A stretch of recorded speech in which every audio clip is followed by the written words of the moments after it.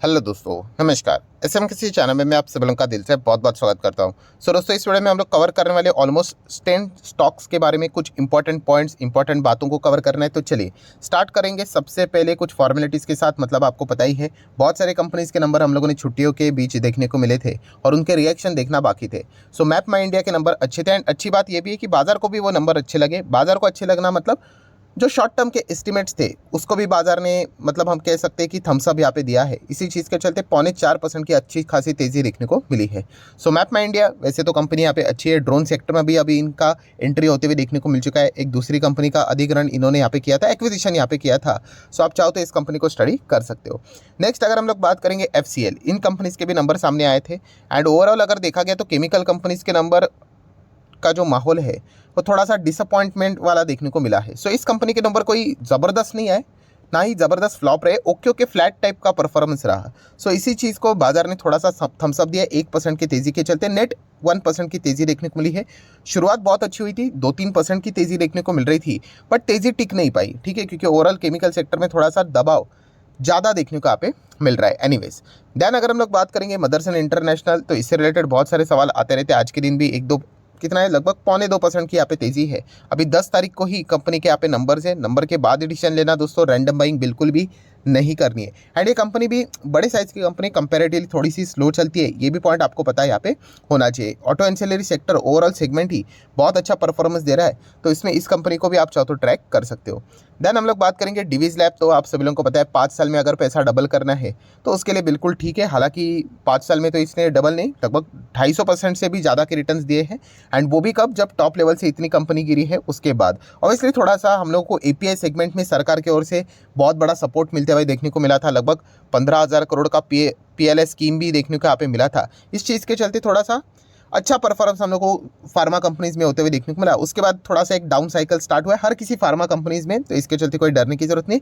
तो आज के दिन कितना 4-4.5% डिवीज लैब में अच्छी तेजी देखने को मिली है। जब डिवीज लैब अच्छा खासा परफॉर्मेंस करता है, API का लीडर है, तो बाकी API वाले कंपनीज में भी थोड़ा बहुत अच्छा परफॉर्मेंस देखने को मिल जाता है।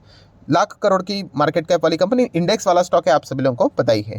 नेक्स्ट अगर हम लोग बात करेंगे, यस दोस्तों, आप सभी लोगों को बताइए कि कल मतलब जो छुट्टी थी सैटरडे संडे, तभी एक बहुत बड़ी खबर आई थी कि जो सरकार ने फैसला लिया था कि लैपटॉप, पर्सनल कंप्यूटर की अगर हम लोग बात करें, सर्वर्स की बात करें, तो उसका इंपोर्ट के ऊपर उन्होंने रिस्ट्रिक्शन डाला था। बाद में उन्होंने इस डिसीजन को 3 महीने के लिए डिले कर दिया। तो इसी चीज़ के चलते जो स्टॉक्स हम लोग को अच्छा खासा भागते हुए देखने को मिले थे, उनमें आज हम लोग को यू टर्न देखने के चांसेस देखने को मिलने वाले थे एंड वैसा कुछ देखने को भी मिला था। सो डिक्सन टेक की अगर हम लोग बात करें, बहुत ही शानदार गिरावट शुरुआत में हम लोग को होती हुई देखने को मिली थी। लगभग 2 से 3% स्टॉक नीचे आया था, बट येस यहाँ पे अच्छी खासी बाइंग बहुत सारे लोगों ने यहाँ पे की है। इसी चीज़ के चलते जो गिरावट थी वो हम लोग को नेट बाइंग में यहाँ पे कंसिडर होती हुई देखने को मिल चुकी है। लगभग 1.25% की तेज़ी देखने को मिली एंड वही चीज़ जो मैंने आप लोगों को सिखाई थी, इसको वापस नोट करके रख लेना दोस्तों। वही चीज़ अभी हम लोग को प्रैक्टिकली भी वर्क करते हुए देखने को मिले। कौन सी? कि डिक्सन टेक के साथ कुछ और भी स्टॉक्स भागे थे। जैसे कि अगर हम लोग बात करें HCL इन्फो की, अगर हम लोग बात करें, ठीक है, HCL टेक नहीं है, ये अलग कंपनी है, तो इसमें आप देख सकते हैं लगभग 6-6.25% की गिरावट है एंड गिरावट में आप देख सकते हैं कोई भी निचले स्तर से बायर आया ही नहीं।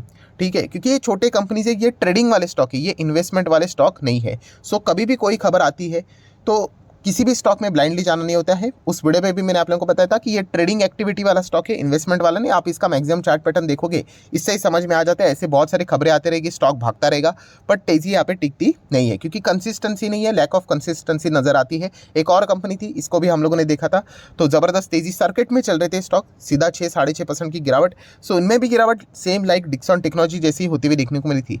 बट येस, फर्क क्या रहा डिक्सन और इनमें? यस, डिक्सन में हम लोग को निचले स्तर से बायर देखने को मिले जिन्होंने प्रीवियस क्लोजिंग के ऊपर डिक्सन की क्लोजिंग करवा दी। और इन दोनों कंपनीज की अगर हम लोग बात करें तो ये कोई फंडामेंटली इतने स्ट्रांग है नहीं, तो इनको यहाँ पे कोई खास बायर मिला नहीं। इनफैक्ट जितने लोगों के पास भी शेयर था वो ज़्यादा से ज़्यादा एग्जिट करने की कोशिश यहाँ पे कर रहे थे। तो यही फर्क होता है दोस्तों, जो फंडामेंटली स्ट्रांग शेयर होता है उसमें ये सबसे बड़ा एडवांटेज है। खबर का होना मतलब बोलते हैं ना, कोई खबर आ जाती है उसके बाद उसका यू टर्न भी मार्केट में एकदम कॉमन सी बात है, ये चलता रहता है। तो इसीलिए अगर किसी कंपनी में अगर जाना है तो फंडामेंटली स्ट्रांग शेयर में जाइए, ताकि आपका मतलब जो पैसा है वो प्रोटेक्टेड रहता है। अभी डिक्सन की बात करें, यहाँ पे भी गिरावट थी, बट इतनी अच्छी बाइंग यहाँ पे आ गई बड़े प्लेयर्स की ओर से कि जो गिरावट थी वो हम लोग को हरे निशान में तब्दील होते हुए देखने को मिला। एंड मान लीजिए अगर नहीं भी होता तो भी डिक्सन टेक आपको पता ही है एक अच्छी डिसेंट कंपनी है। सो इसीलिए कभी भी एक खबर आ जाती है तो अच्छी कंपनीज के साथ यहाँ पे रहना होता है। नेट वेब की बात करें तो यहाँ पे भी हम लोग को ज़्यादा नहीं बट 0.5% की गिरावट देखने को यहाँ पे मिली थी।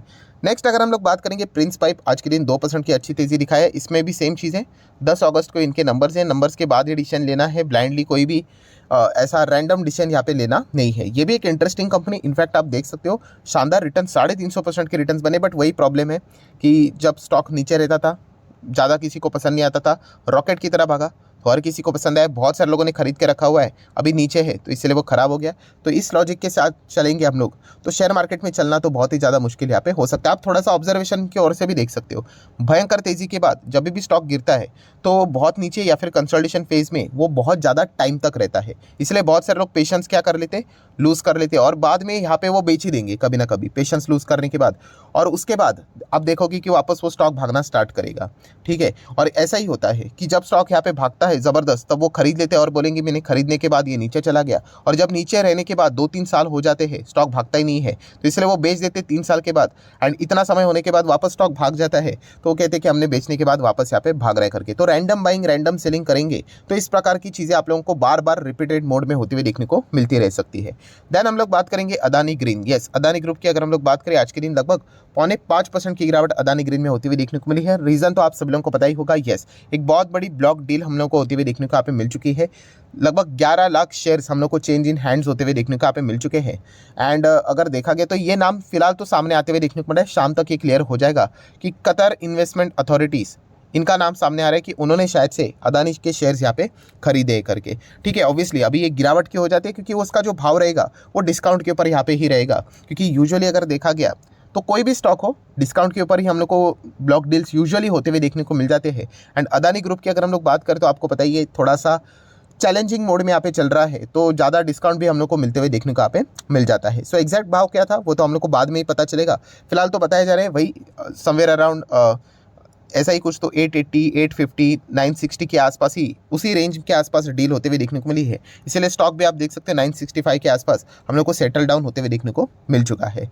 सो इनके ऊपर अगर हम लोग बात करें तो ये बार बार ये संकट हम लोग को देखने को मिला। एंड इनके लिए तो सबसे अभी इंपॉर्टेंट डेट तो आपको पता ही है 14 अगस्त यहाँ पे रहने वाला है। 14 अगस्त के बाद यहाँ पे और भी चीज़ें क्लियर होती हुई देखने को मिलेगी कि कोर्ट में यहाँ पे क्या होगा, सेबी ने क्या इन्वेस्टिगेशन किया एंड सुप्रीम कोर्ट इससे रिलेटेड नेक्स्ट फर्दर क्या ऑर्डर पास करता है। देन हम लोग बात करेंगे दो ऐसे छोटी कंपनियां जिन्होंने हम लोगों को भर भर के रिटर्न्स दिए हैं एंड उसके बाद भी कंपनी के रिटर्न्स रिजल्ट बहुत ही खतरनाक आए थे। तो जेनटेक के नंबर्स तो हम लोगों ने देखे थे लगभग 589 या फिर आप 600% के रिटर्न्स बोल देना, रिटर्न्स मतलब प्रॉफिट में जंप देखने को यहाँ पे मिली थी। सो ये एक्सपेक्टेड था, हर किसी को पता ही था कि आज यूजुअली 90%, ऐसा तो हम गारंटी नहीं बोल सकते, शेयर मार्केट में कुछ भी हो सकता है, बट 90%, 99% भी आप चाहो तो बोल सकते हो कि आज सर्किट के साथ ही शुरुआत होने वाली थी। लिटरली मैंने भी यहाँ पे एएम ऑर्डर और थोड़ा सा डाल के रखा था बट कुछ भी यहाँ पे नहीं मिला, क्योंकि आप सभी लोगों को पता ही है अब ये स्टॉक बहुत ही ज़्यादा पॉपुलर हो चुका है। हम लोगों ने इसको बहुत ही लोअर लेवल पे देखा था, अगर आप चाहो तो मेरे चैनल के ऊपर वीडियो भी देख सकते हो। 150, 190, 199 इस रेंज में हम लोगों ने बहुत बार इसको ट्रैक किया था। तो इसीलिए दोस्तों मैं यही बात आप लोगों को सिखाता हूँ कि बिजनेस, जिसको बिजनेस समझ में आ गया ना वो एक्चुअल में पैसा यहाँ पे छापता है। अभी तो बहुत सारे ट्रेडर्स यहाँ पे आ जाएंगे अननेसेसरली, यहाँ पे आप लोगों को लेवल्स बताते रहेंगे, ये लेवल ठीक है वो लेवल ठीक है, उसका कोई फ़ायदा नहीं होता है दोस्तों। जिसको सही बिजनेस पकड़ने आ गया ना वो बड़ा वेल्थ क्रिएट कर लेता है, ठीक है। बाकी सारी चीज़ें चलती रहती है। अभी देखिए ये एक थोड़ा लर्निंग पॉइंट है, अभी बहुत सारे ऐसे लोग हैं जिन्होंने इसमें पहली एंट्री की होगी, ठीक है, तो इसके चलते उनके रिटर्न्स बहुत शानदार हो गए। आज वो इतने बड़े एडवांटेज में है, जैसे कि मान लीजिए किसका अगर रिटर्न्स अगर होगा, चलो 600% के रिटर्न्स पकड़ लेते हैं, अगर किसी के हो गए तो किसी के 500 हो सकते, 400 हो सकते, 300 हो सकते, ठीक है, चलो 300 पकड़ लेते। अभी उस व्यक्ति के पास एडवांटेज क्या है कि मान लीजिए ये छोटे कंपनीज की कोई गारंटी नहीं होती दोस्तों, इनको ऑर्डर मिल रहे तब तक ही नाच रहे हैं, जैसे ऑर्डर में सूखा पड़ गया, ठीक है, स्टॉक वापस नीचे आना मतलब पाप नहीं है कि कंपनी में कोई फ्रॉड है करके। अब ऑर्डर्स ही नहीं मिलेंगे तो कंपनीज के रेवेन्यूज कैसे बढ़ेंगे, और रेवेन्यू नहीं बढ़ेगा तो प्रॉफिटेबिलिटी कैसे बढ़ेगा, तो ऑटोमेटिकली स्टॉक नीचे आता है। बट जिनके पास पुराने समय से है ना, अभी 300% के रिटर्न्स होंगे किसी के पास, तो अभी इनके पास एडवांटेज क्या है, मान लीजिए कल अगर कुछ गड़बड़ होगी 50% भी अगर ये नीचे आ गए, स्टिल वो प्रॉफिट में रहेंगी। ये सबसे बड़ा एडवांटेज होता है कि जो शुरुआती में ही यहाँ पे दाव लगाते हैं ना उनके लिए। तो ये पॉइंट हम लोग को सीखने को यहाँ पे मिल जाता है। तो बिजनेस समझकर ही हम लोगों ने यहाँ पे आगे जाना है, फ्यूचर ओरिएंटेड बिजनेस देखना है दोस्तों, ट्राई करना है, कभी सही जाएंगे कभी गलत भी जाएंगे, ठीक है। सो बहुत अच्छा परफॉर्मेंस देखने को मिला है। अभी ये एएसएम लिस्ट में हम लोगों को भी पता है, अगर नहीं होता तो और भी गजब की तेजी देखने को मिल सकती है। अभी वो हमारे हाथ में थोड़ी ना है कि लिस्ट में वो जाता है, वो तो मैकेनिज्म बना के रखा हुआ है। देन इथॉस लिमिटेड की भी नंबर बहुत ही शानदार थे, एंड अगर हम देखेंगे तो 7 से 8% की तेज़ी नेट तेज़ी देखने को मिली है। ये तेज़ी बीच में 13% से भी ऊपर चली गई थी। मतलब शुरुआत जो थी ना एकदम धमाकेदार थी, बाद में धीमे धीमे करके प्रॉफिट बुकिंग हुई है। सो ये दोनों कंपनी आप देख सकते हो, इससे रिलेटेड भी बहुत सारे वीडियोस बनाए थे, ठीक है। अभी इसी बिरादरी के और भी स्टॉक्स हम लोग को अभी कवर करने हैं, जो कि हम कह सकते हैं लोगों की आमदनियाँ बढ़ने के चलते हम लोग उसको ट्रैक करेंगे। हो सकता है इस वक्त के नंबर नहीं अच्छे है, अगले टाइम पे आ जाए, ज़रूरी नहीं है सब कुछ हमारे मन के मुताबिक हो करके। बट येस, अल्टीमेटली अगर आपका लॉजिक सही बैठता है ना, आप पैसा छापोगे बाजार में। अगर आप बिजनेस नहीं देखोगे, आप रैंडमली मटका खेलोगे ना, कोई फ़ायदा नहीं है उसका। कभी कभी एक आध बार तुक्का लग जाएगा, बट तुक्के बार बार नहीं लगते ना। जिस दिन नहीं लगेगा मार्केट से टाटा बाय बाय, यही हो जाएगा। तो इसीलिए बिजनेस समझने की कोशिश कीजिए। और मैं बार बार कह रहा हूँ, कितने सारे कमेंट्स आते रहते, सर हमें बिजनेस समझ में तो आ जाता है बट उसके बाद डर लगता है। तो मैंने बोला आप लोगों को एसक्यूएस में खुद ऐसी चीज़ें फॉलो आज भी करता हूँ। कितने सारे माइक्रो कैप में मेरे पैसे लगे हुए हैं, एक एक शेयर खरीद लेता हूँ, क्या फ़र्क पड़ता है। इससे मेरा कॉन्फिडेंस बढ़ता है कि इस कंपनी के बिजनेस में मुझे इंटरेस्टिंग पार्ट लग रहा है, चलो एक शेयर खरीद के देखते, ताकि वो ट्रैक में रहता है। अगर नहीं खरीदेंगे ना तो फिर वो किधर तो पड़ा रहेगा। सो ये जब तक आप नहीं करोगे ना खुद से, तब तक आप बड़ा पैसा कमाना थोड़ा मुश्किल यहाँ पे हो जाएगा, ठीक है। तो आप देख सकते हैं अच्छा खासा रिस्पांस भी देखना को यहाँ पे मिला है, वो भी बहुत इंपॉर्टेंट रहता है क्योंकि छोटे कंपनीज की कोई गारंटी नहीं होती है। देन हम लोग बात करेंगे दोस्तों रेलवे स्टॉक्स। यस, कल के दिन की बात करें, प्राइम मिनिस्टर मोदी जी ने बहुत बड़ा अनाउंसमेंट किया था, 24,470 करोड़, इतना बड़ा मेगा प्रोजेक्ट हम लोग को देखने को मिलने वाला है रीडेवलपमेंट का, रेलवे रीडेवलपमेंट का। तो इसी चीज़ के चलते हम कह सकते हैं आईआरएफसी तो ऑलरेडी फॉर्म में था, तो इसको न्यूज़ के चलते और मतलब बोलते ना आग को थोड़ी और हवा लग गई। तो 12-12.25% सेम वही चीज़ें जो मैं रोज़ आपको रट्टा मरवाता हूँ। कौन सी चीज़ कि जब तेज़ी आएगी ना दुनिया देखती रहती है, और जिन्होंने पेशेंस दिखाया ना आज उनको ये रिवॉर्ड मिल रहे हैं दोस्तों। दुनिया के लिए 10-10, 12-12% है, जो पुराने शेयर होल्डर है ना उनके रिटर्न्स देखिए अभी 100%। मतलब कल तक 80% दिख रहे थे, तो मिल रहे थे, ठीक है। आज 12% भागा, तो 12% भागने के बाद आप देख सकते हो ये तो 100 क्रॉस नहीं होना चाहिए, तो कैसे हो गया। इसी को तो फ़ायदा बोलते हैं कंपाउंडिंग का। तो पेशेंस रखोगे तो ये हो जाएगा दोस्तों। मैं बहुत बार आप लोगों को बोल चुका हूँ, अच्छे शेयर सिर्फ मतलब बोलते हैं ना बाय करना कोई बड़ी बात नहीं है, 4th स्टैंडर्ड में जाने वाला बच्चा भी बाय कर लेगा। उसके बाद टिकना इंपॉर्टेंट है। कितने सारे लोगों ने इस स्टॉक को छोड़ दिया होगा, मुझे भी पता है, क्यों चल नहीं रहे करके। तो ऐसा होता है दोस्तों, हर वक्त ऐसा नहीं होगा कि आप जैसा सोच रहे हैं वैसे। इसलिए बोला जाता है कि 5 साल रुको, 5 साल रुको, 5 साल में आप सही डायरेक्शन में होंगे तो आपके जीतने के चांसेस बढ़ जाते हैं। एंड आप उसमें भी डाइवर्सिफिकेशन चल के मतलब जाके करने का कि ये स्टॉक भी खरीद लिया, वो भी खरीद लिया, वो भी खरीद लिया, वो भी खरीद लिया, वो भी खरीद लिया। हो सकता है कोई अच्छा स्टॉक हो बट आईटीसी की तरह वो 5 साल ना चले, हो सकता है, डेफिनेटली हो सकता है। एचडीएफसी एएमसी जैसे भी फेलियर हम लोग को देखने को मिल जाए, बट आप जब डाइवर्सिफाई करते हो तो आप लोगों का मतलब सक्सेस यहाँ पे अच्छी तरीके से बढ़ जाता है। मैंने इस सैटरडे के दिन भी वीडियो बनाया था, आप लोगों को बताया था कि कैसे पोर्टफोलियो क्रिएट करना चाहिए। तो अभी आप देख सकते हो कितना शानदार रिटर्न्स यहाँ पे बन रहे हैं। अभी बहुत सारे लोग आएंगे, और सबसे वर्स्ट पॉइंट कौन सा है पता है, यहाँ पे जिन्होंने बाइंग की थी ना और बेच देते क्यों नहीं चल रहा है करके, दैट्स इट। आज वो वापस इसको खरीदा भी होगा, उन्होंने टॉप लेवल पे खरीदा होगा। अभी वो एक्सपेक्ट करेंगे कि मैंने खरीदते ही मुझे मेरे पैसे 100% की तरह डबल चाहिए। अभी वो नहीं होंगे, वो टाइम लगेगा, थोड़ा नीचे आएगा एंड बहुत सारी चीज़ें होगी। प्लस 84% के आसपास प्रमोटर की होल्डिंग है, ओएफएस का भी खतरा इसके ऊपर देखने को मिल सकता है। आरवीएनएल भी देख सकते हो 2% की तेजी है। इरकॉन इंटरनेशनल भी देखिए 6-6.5%, एंटायर बंच हम लोग को भागते हुए देखने को मिल रहा है। सो ऑलरेडी बिजनेस के हिसाब से मैंने आपको बताया था कि drone sector, railway sector, defence sector, renewable energy, ये फ्यूचर ओरिएंटेड बिजनेसेस है। आर्टिफिशियल इंटेलिजेंस की बात करें, मशीन लर्निंग की बात करें, इनमें पैसा डालकर बने रहिए। सक्सेस आज नहीं तो कल आप लोगों को जरूर मिलेगी। देन रेलटेल भी आप देख सकते हो। देन आईआरसीटीसी जैसे मैंने कल भी बताया था, इसको ज़्यादा बेनिफिट नहीं मिलेगा। क्यों बेनिफिट नहीं मिलेगा? क्योंकि इंफ्रास्ट्रक्चर यहाँ पे डेवलप किया जा रहा है। बहुत सारे लोगों के और भी कमेंट आते हैं, सर रेलवे से रिलेटेड और भी कंपनियां हैं, टिटागरे वैगन जैसे भी और बहुत कंपनियां। देखिए उन कंपनीज का बिजनेस पढ़िए दोस्तों, सिर्फ नाम में रेलवे लिखा है इसलिए किसी भी स्टॉक में जाके बैठना नहीं है।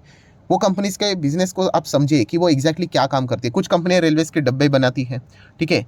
तो अभी वैसे तो देखा गया तो डब्बे विब्बे से रिलेटेड जो बिजनेस है उनमें अभी फिलहाल स्कोप नहीं है। पहला स्कोप क्या है दोस्तों कि आपको इंफ्रास्ट्रक्चर डेवलप करना पड़ेगा। मतलब आप समझिए कि आप गाड़ी तो खरीद के लेके आए 10 लाख की, बट आपके शहर में रोड ही नहीं है, तो आप करोगे क्या उस गाड़ी का? तो वैसी चीज़ है, अगर आप लोगों को इंडिया में रेलवे फैलाना है, नेटवर्किंग फैलानी है, तो पहला तो पटरी आनी चाहिए ना रेलवे की, उसी के बाद सारी चीज़ें आएगी। पटरी आनी चाहिए, इलेक्ट्रिफिकेशन वहाँ पे होना चाहिए। अगर बीच में अगर कुछ नदी होगी या फिर समुंदर होगा तो आपको ब्रिज कंस्ट्रक्ट करना पड़ेगा। तो इंफ्रास्ट्रक्चर पहले आ जाता है, उसके बाद ये सारी चीज़ें आएगी। ठीक है, इनका भी टाइम आएगा, IRCTC का भी टाइम आएगा, बट ये लॉन्ग टर्म में आएगा। सो ये आपको तभी समझ में आएगा जब आप धंधे को अच्छी तरीके से समझते हो, तब तक। नेक्स्ट अगर हम लोग बात करेंगे, आखिरी स्टॉक ज़बरदस्त गिर गया, 12.5% का मेगा क्रैश देखने को मिल रहा है। अभी बहुत कोई ज़्यादा कठिन नहीं है कि स्टॉक क्यों गिरा होगा बताने के लिए। कौन सा सीजन चल रहा है? Q1 के रिजल्ट का। तो रिजल्ट आए हैं, बहुत ही खराब रिजल्ट देखने को यहाँ पे मिले हैं। मेरे बोलने से तो कुछ नहीं होता है, गिरावट ही सब कुछ यहाँ पे बता देता है, बट स्टिल बहुत ही पुअर नंबर देखने को मिले। तो कंपनी का नाम है फेयरकेम ऑर्गेनिक्स। यस, तो इस कंपनी की अगर हम लोग बात करें, लगातार इनके नंबर पुअर देखने को मिले। एंड ऊपर से ठहरी छोटी company, micro cap small cap type की कंपनी, तो पिटाई तो ज़बरदस्त होगी। अभी आप देख सकते हैं टॉप लेवल से कंपनी ऑलमोस्ट 50% डाउन हम लोग को देखने को यहाँ पे मिल रहा है। तो ये कंपनी है ही उस टाइप की, रिस्की टाइप की कंपनी है। ठीक है, इसमें हर किसी ने मतलब ऐसा ब्लाइंडली जाना नहीं चाहिए। 1000 2,000 करोड़ के इनके मार्केट कैप होते हैं, 4-5 हज़ार तक इजीली जाते हैं, वापस 1000 तक आ जाते हैं, उसके नीचे जाते हैं। तो इस प्रकार का सिनेरियो हम लोग को इन प्रकार की कंपनीज में देखने को मिल जाता है। तो आशा करता हूं दोस्तों वीडियो हेल्पफुल लगा होगा तो जरूर लाइक एंड शेयर कर देना। एंड डीमैट अकाउंट अगर आपने अभी तक ओपन नहीं किया होगा तो लिंक नीचे डिस्क्रिप्शन में 25 वीडियो की लिस्ट आपको फ्री ऑफ कॉस्ट मिल जाएगी। आपका नाम, कौन सा अकाउंट आपने लिंक के थ्रू ओपन किया प्रॉपरली कमेंट सेक्शन में मेंशन कर देना, तो आपको वीडियोस हफ्ते भर के अंदर प्रोवाइड कर दिए जाएंगे। एंड अगर हम लोग सब कुछ टोटल वीडियोस की बात करते हैं 25 है ना, तो मतलब आप शेयर बाजार को थोड़ा सा बेसिक यहाँ पे जान सकते हो। तो इसलिए ये सारी चीज़ें मैंने किया है और मेरे साइड से मैं ये सारी चीज़ें आप लोगों को प्रोवाइड कर रहा हूँ। ये भी पॉइंट चाहो तो आप नोट करके रख सकते हो। तो चलिए ठीक है, वीडियो थोड़ा लंबा बना है, बट मैक्सिमम चीज़ों को एक ही वीडियो में कवर करने की कोशिश की। तो मिलते हैं अगले वीडियो में। सो तब तक के लिए बाय बाय।